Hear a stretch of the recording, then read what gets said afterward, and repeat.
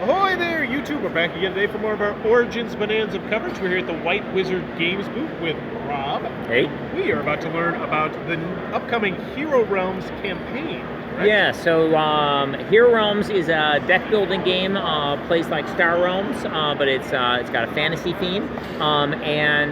With Hero Realms, the base game plays very similarly to Star Realms. It's got similar rules, but a different card set, different factions, different abilities.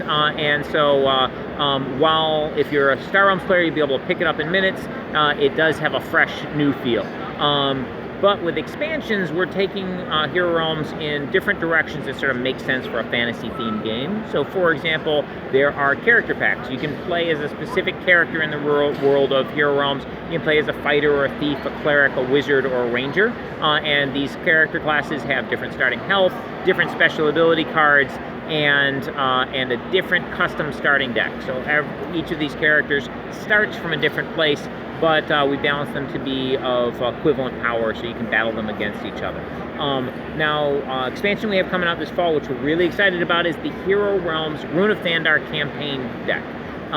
The campaign deck transforms Hero Realms from a player versus player game to a cooperative leveling deck building game. So you will each choose a character. You and your friends get together, you each choose a character, and you will be battling together against the game.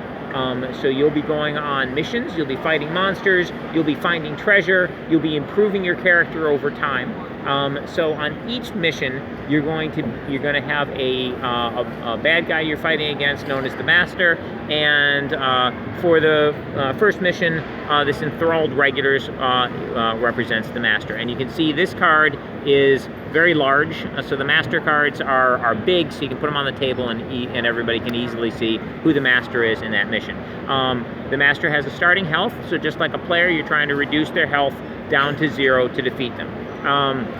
The Master is not played by any player. The game automatically plays the Master. And the way that works is at the beginning of the game, you will create the Master's deck. The campaign comes with 3 categories of cards that go into the Master's deck. There's the Masteries. These represent the Master gaining experience. There are the setting cards up here at the top. These have a less on the bottom of them, so you can easily separate them back out again after the game. And then you also have the encounter cards. Now the encounter cards have a little number on the bottom. There are 3 encounters in the campaign deck, so they'll either have a 1 or 2 or 3. So when you're playing the first encounter, you grab your setting cards, you grab your mastery cards, and you grab the appropriate encounter cards, you shuffle all those together, and that creates the Master's deck. The players all sit around the table, and you put the Master in a virtual seat at the table. If you're sitting next to a player, you can help them out. So you can attack a monster that's in front of them. You can use some of your healing to heal them instead of you. So the players can work together and help each other. But if a player is a couple seats away from you, they're too far away, you can't help them directly. So where you're sitting on the table kind of represents your marching order as a party. The players who have the Master card in between them, they represent the front and the back of the party. So if we had 4 people around the table and the Master card was between you and me, you and I would not be next to each other, but we would be next to the players to our right or left appropriately. In a player's turn, the first thing that happens is the Master gets to go. So they take the top card of the Master deck and they flip it over. If it's a minion, then that's a monster that's attacking you, so that would go in front of the player. It might also be an action card, which would do something. You read what it says and follow the instructions on it, and then it goes into the Master's discard pile. Or it might be a hazard card, which will basically affect a player in a certain way. So, for example, with the broken tables and chairs, the player's blocked off and they can't get to the other players or to the Master. Or it might be a mastery card. When a mastery card comes up, it gets attached to the Master. Now, each of these cards has a little color at the top of them, and that corresponds to a color on the Master's card. This represents the special ability the Master gets for that turn. So, for example, if a green card with a green icon flips over, then the Master gains 2 combat, and the player whose turn it is has to discard a card. In addition to whatever the action or minion or whatnot is doing.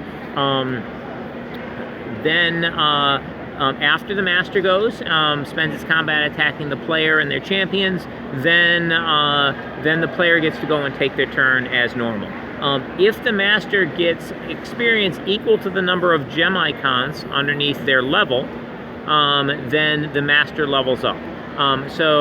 In this case, the Master would flip to level 2.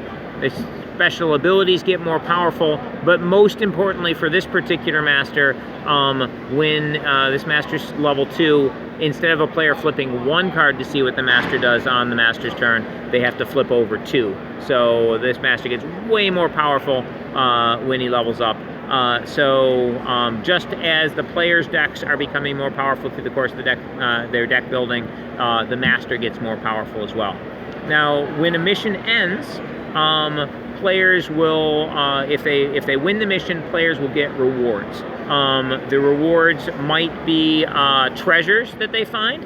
These can be champions or items that you can add to your starting deck. Some of them, like this veteran follower or this hand scythe, will replace a card in your starting deck. So if you're playing the cleric, you might be able to upgrade to a veteran follower, replacing a regular follower from your starting deck with this follower who has a much higher combat total.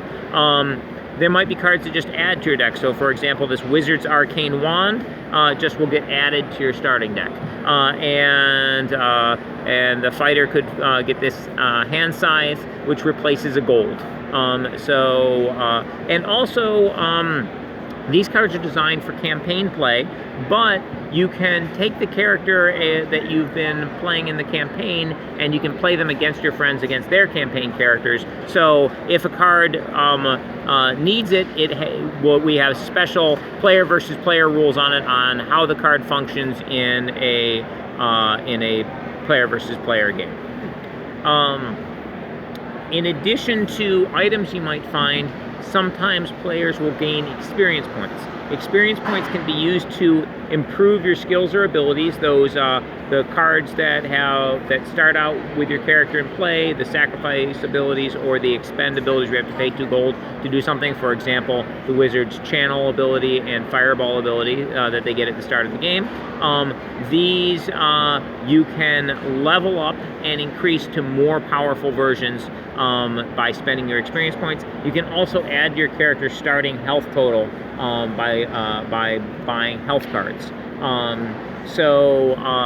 There are more and more powerful things that your character will be able to do as you complete these encounters. So your characters get better and better. In the rule book, there'll be a character record sheet you can photocopy, or there'll be a PDF on our website you can download to print out a character sheet, and you can use that to track the changes to your character, the treasures that you found, what you spent your experience on, so you can always recreate your character.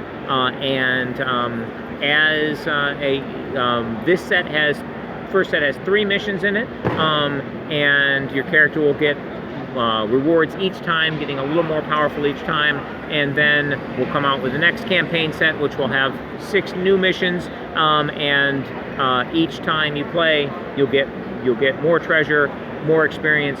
Your characters will get more and more powerful, but the encounters you're battling against will be more challenging as well.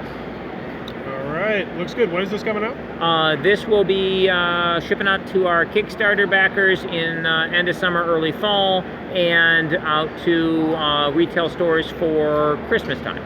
All right, fantastic. Thank you very much, Rob. That is Hero Realms. The new campaigns that are coming out look really cool. If you're enjoying this Origins coverage, please be sure to click on that subscribe button down below. As always, thanks for your time, YouTube.